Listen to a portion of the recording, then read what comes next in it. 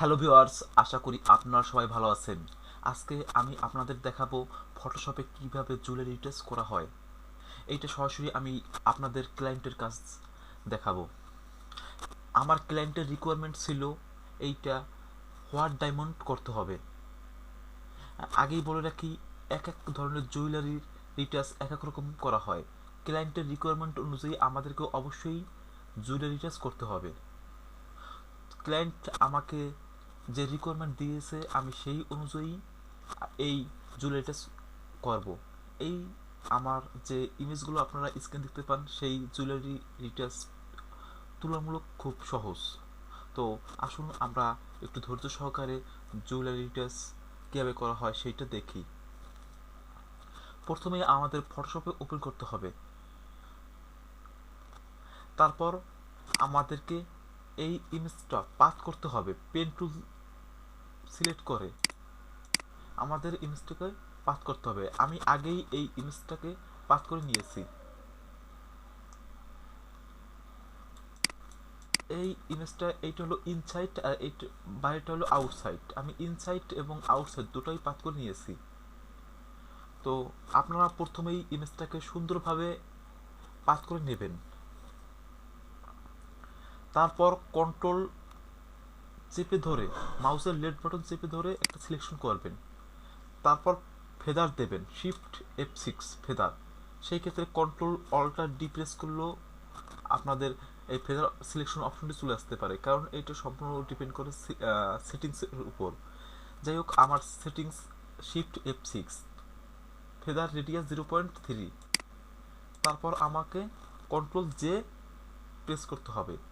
তাহলে অলরেডি আমার ইমেজটি আমি সিলেক্ট করেছিলাম, সেই সিলেক্ট করা অংশটু আমি শুধু কপি করেছি, ব্যাকগ্রাউন্ড আমার কপি হয় নাই। তারপর আমাকে হোয়াইট ব্যাকগ্রাউন্ড দিতে হবে। ক্লায়েন্ট আমাকে বলেছিল হোয়াইট ডায়মন্ড হবে এবং হোয়াইট ব্যাকগ্রাউন্ড হবে। তো দেখি আমার ইমেজটা ছিল আর এরকম, এখন আমি এরকম করেছি। তো যেহেতু ব্যাকগ্রাউন্ডটা এমনিতেই হোয়াইট, সেই জন্য পার্থক্যটা তেমন বোঝা যাচ্ছে না। তো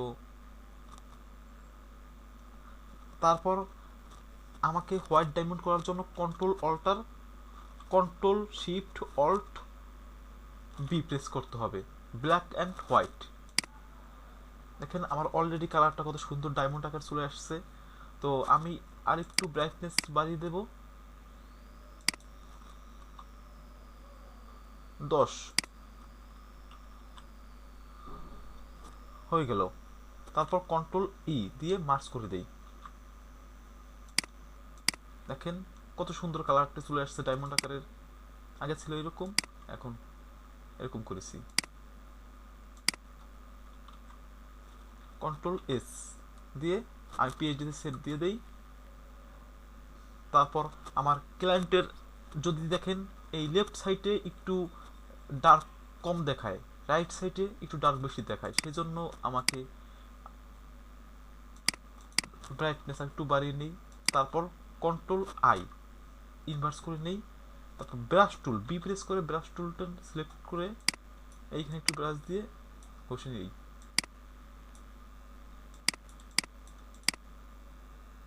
এইখানে একটু ঘষে দিই, কারণ যেহেতু এটা একটু ডার্ক দেখায়।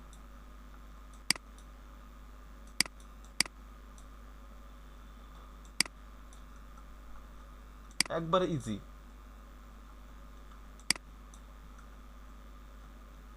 আশা করি আপনারাও যদি এই ভিডিওটি দেখে থাকেন তাহলে অবশ্যই জুয়েলারি টাচ করতে পারবেন।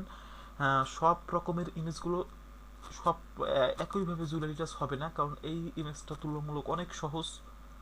আর এরকম আপনারাও কাজ করতে গেলে আপনাদেরকেও অসংখ্য ইমেজ এই সেম ইমেজ মানে একই স্টাইলের ইমেজগুলো দেবে। যদি হোয়াইট ডায়মন্ড আপনাকে ক্লায়েন্ট রিকোয়ারমেন্ট দিয়ে থাকে, সেই ক্ষেত্রে আপনি এরকম জুয়েলারি টাচগুলো করে থাকবেন। তারপর আমাকে বলা হয়েছে একটা শ্যাডো দিতে, তো আমি কন্ট্রোল টি প্রেস করে মিডল করে দিই, মিডল করে দিলাম। তারপর আমাকে শ্যাডো দিতে হবে, রিফ্লেকশন শ্যাডো, কন্ট্রোল জে, আরেকটা কপি নেই। তারপর এটা নিচে নামিয়ে দেই কন্ট্রোল সেকেন্ড ব্র্যাকেট দিয়ে। তারপর কন্ট্রোল টি ট্রান্সফর্ম দিয়ে ফ্লিপ ভার্টিক্যাল প্রেস করি। তো দেখেন আমি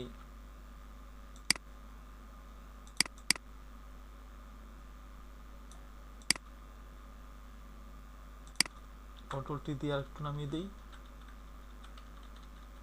মানে এই দুইটা যেন মিশানো থাকে তাহলে সুন্দর হবে। তারপর ইরেজার টুল, প্রেস করে ইরেজার টুল আর ফোরগ্রাউন্ড কালার ব্ল্যাক করে দেই। তারপর আমি এটা ইরেজ করে দেই, রিফ্লেকশন শ্যাডোটা আশা করি খুব ভালো হবে। আর একটু ইরেজ করে দেই।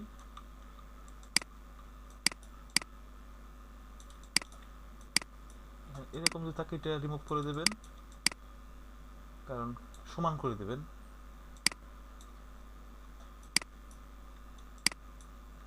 তো ভালো একটা লুক চলে আসছে আমার শ্যাডোর। আসলে ক্লায়েন্ট যেরকম চায় ঠিক সেইভাবে আপনাকে দিতে হবে। তো যদি রিকোয়ারমেন্ট অন্যরকম থাকতো তাহলে অবশ্যই আমি সেরকম রিটাচ করতাম, কারণ যে কোনো জুয়েলারি রিটাচ করতে আমি পারি, অনেক দিন যাবত ধরে যেহেতু কাজ করে আসছি। একটু ব্রাইট অপাসিটি কমিয়ে দেবেন, আমি 50% করে দিয়েছি। তো আপনাদের প্রয়োজন মতো আপনারা অপাসিটি কমিয়ে দেবেন। দেখেন আমার লেয়ার 1 কপিতে আমার শুধু রিফ্লেকশন শ্যাডো। তো আমার কাছে যদি মনে হয় এইখান থেকে একটু কমানো দরকার, তাহলে ইরেজার টুলটা সিলেক্ট করে অপাসিটি একটু কমিয়ে দিয়ে এটার উপর রেখে একটু ইরেজ করে দেবো। হয়ে গেল, খুব সুন্দর, আমার কাজ শেষ। দেখেন আগে ছিল টোটালি এরকম, আমি কাজটা এরকম করেছি। আশা করি ক্লায়েন্ট এই কাজটি খুবই পছন্দ করবে। আশা করি আপনারা যদি এরকম জুয়েলারি রিটাচগুলো জুয়েলারি ইমেজগুলো পেয়ে থাকেন অবশ্যই এরকমভাবে রিটাচ করে নেবেন, যদি ক্লায়েন্টের রিকোয়ারমেন্ট এরকম বলা থাকে। তো আমি ক্লায়েন্টের রিকোয়ারমেন্ট অনুযায়ী রিটাচটা করেছি। আশা করি ক্লায়েন্ট খুবই পছন্দ করবে এবং আমার কাছে আরও অনেকগুলো ইমেজ আছে, আমি সেইগুলো রিটাচ করব এখন। যদি আপনাদের ভিডিওগুলো ভালো লেগে থাকে অবশ্যই আমার চ্যানেলটি সাবস্ক্রাইব করবেন। ধন্যবাদ সকলকে।